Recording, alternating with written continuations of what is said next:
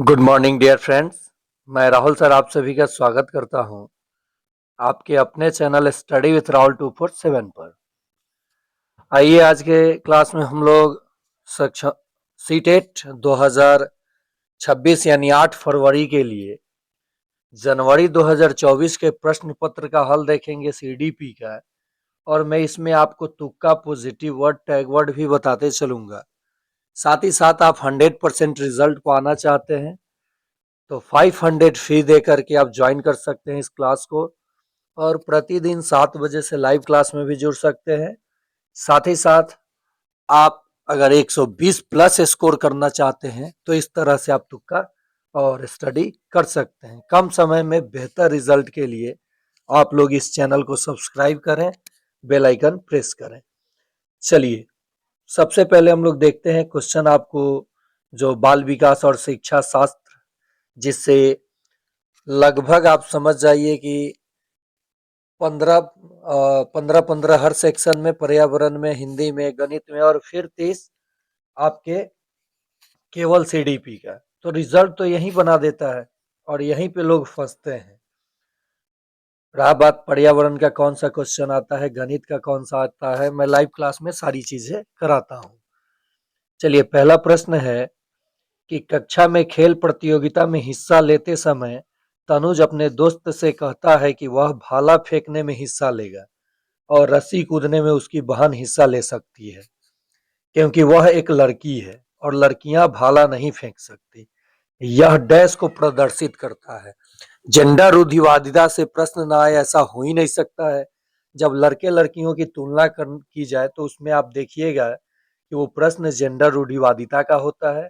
और देखिए सबसे बड़ी चीज है कि मैं बता रहा हूँ आपको तुक्का, कि अगर एग्जैक्ट उत्तर आपको पता नहीं है तो बड़े ऑप्शन के साथ जाइए, वो सही हो जाएगा। लेकिन यहाँ तो आपको उत्तर पता ही है।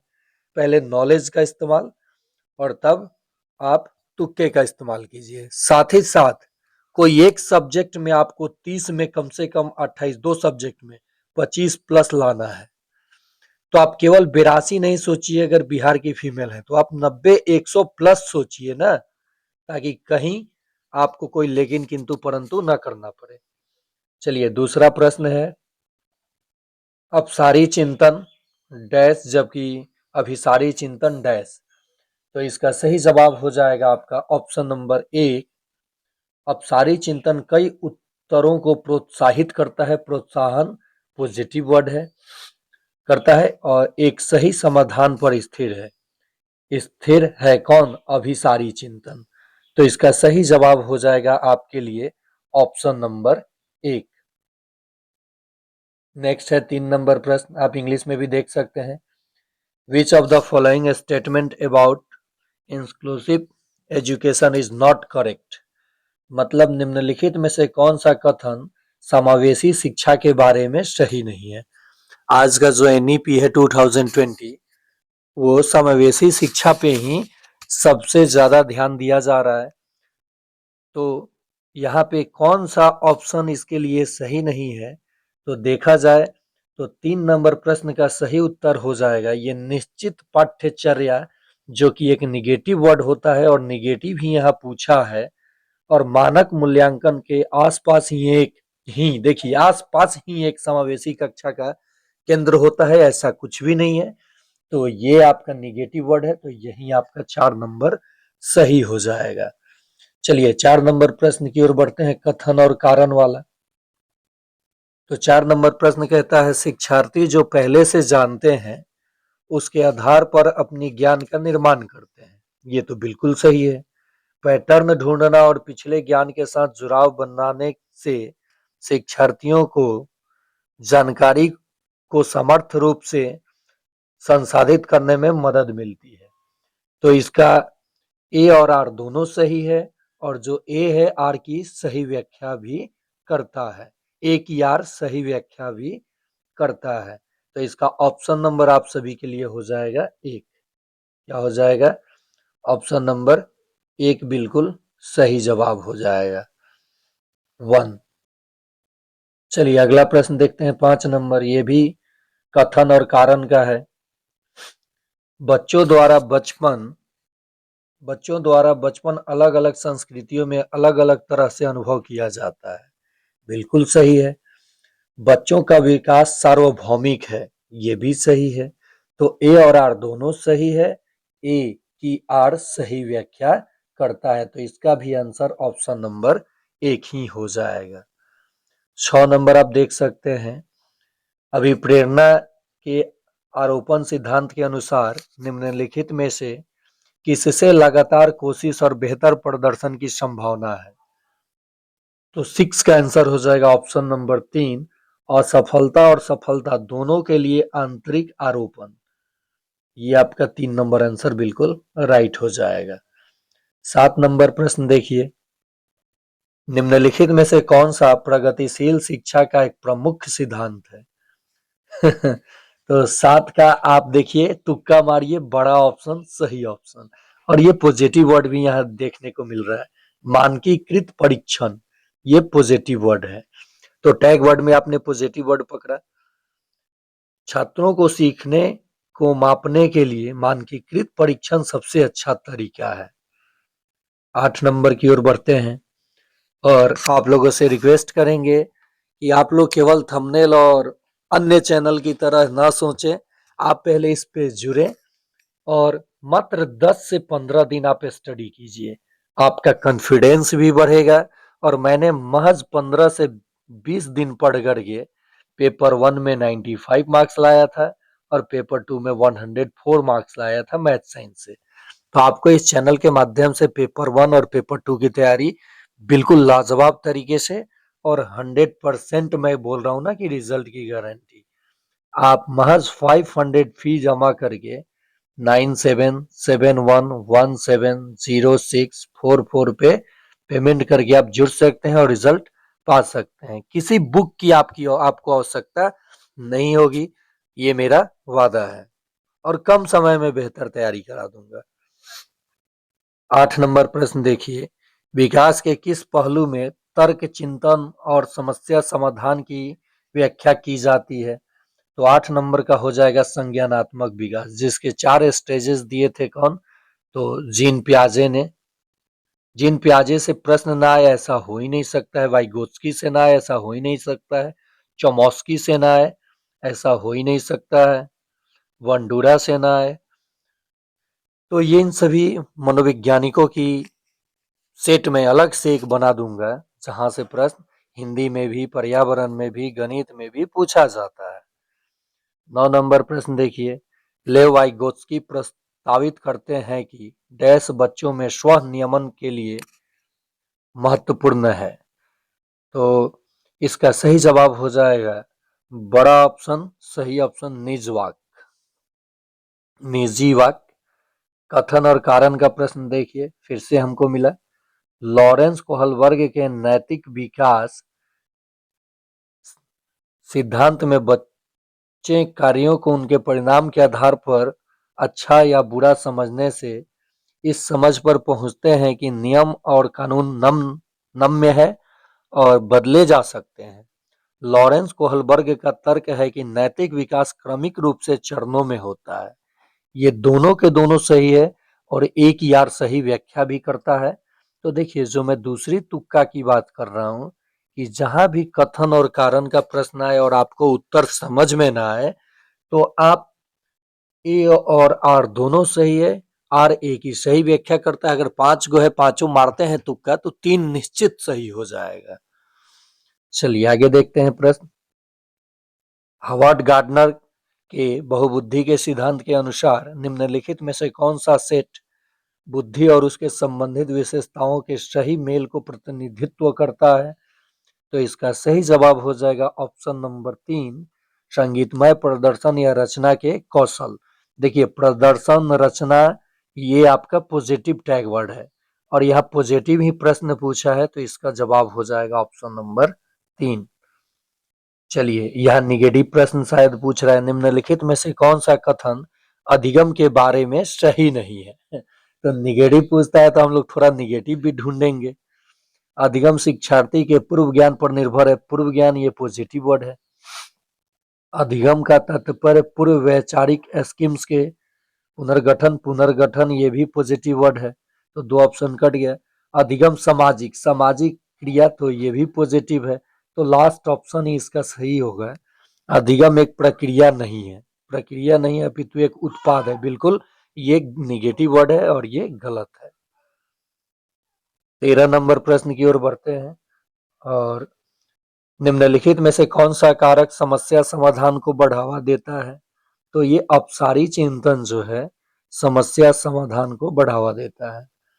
14 नंबर प्रश्न की ओर, कोहल वर्ग के नैतिक सिद्धांत के अनुसार किस स्तर पर बच्चे आत्म केंद्रित होते हैं और किसी कार्य को करने में अपने ही लाभ देखते हैं? तो 14 का सही हो जाएगा ऑप्शन 2, पहले स्तर के दूसरे चरण में। नेक्स्ट 15 नंबर प्रश्न हो जाएगा। 15 नंबर का प्रश्न देख सकते हैं, वंचित वर्गों से संबंधित विद्यार्थियों के समावेशन के लिए तो विविध परंपराओं से प्रति जागरूकता और संवेदनशीलता को बढ़ावा देना चाहिए। ये बड़ा ऑप्शन पॉजिटिव वर्ड, जागरूकता, विविध परंपराएं, संवेदनशीलता, ये पॉजिटिव वर्ड है और यही सही उत्तर हो जाएगा। 16 नंबर का प्रश्न देखते हैं। 16, निम्नलिखित में से उपयोगी प्रतिपुष्टि की एक विशेषता कौन सी है? तो 16 का सही जवाब हो जाएगा, यह सामायिक और विशिष्ट होती है। अगला प्रश्न देखते हैं 17 नंबर। 17 कहता है, समीपस्थ सिद्धांत कहता है कि शैशवावस्था में अंग हाथों और पैरों की तुलना में तेजी से बढ़ते रहते हैं। ये बिल्कुल सही हो जाएगा, पहला ही ऑप्शन इसका भी सही है।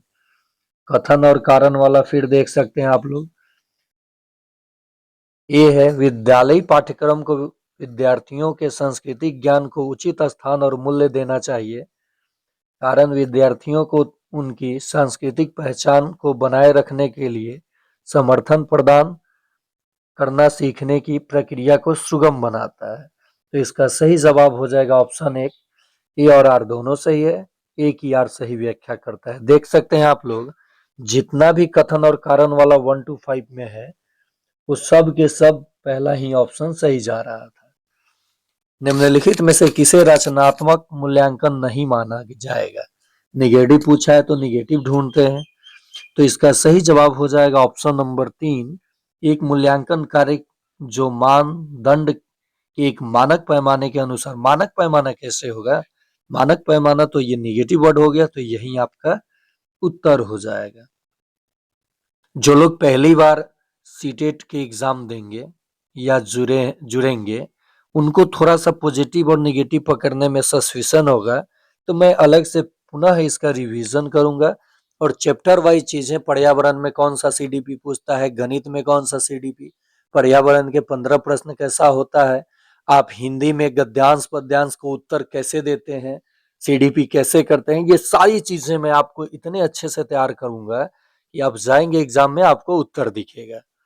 और तब जब आप निकलेंगे तो आपका कॉन्फिडेंस काम आएगा वहां जाने के बाद, और निकलेंगे तो आप जरूर पहले ही कहेंगे आंसर की में कि मेरा रिजल्ट पक्का है।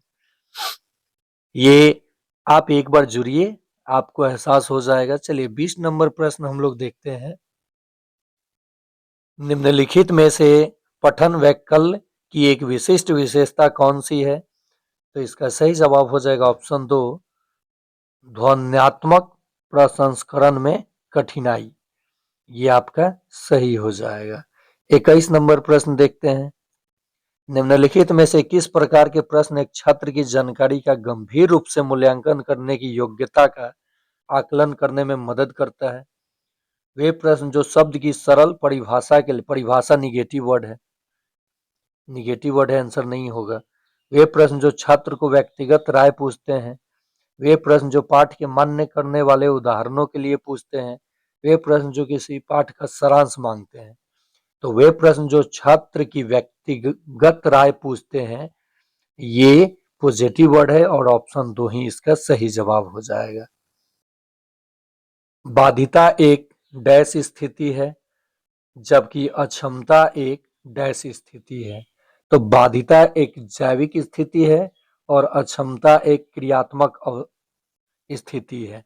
तो इसका सही जवाब हो जाएगा ऑप्शन नंबर 1।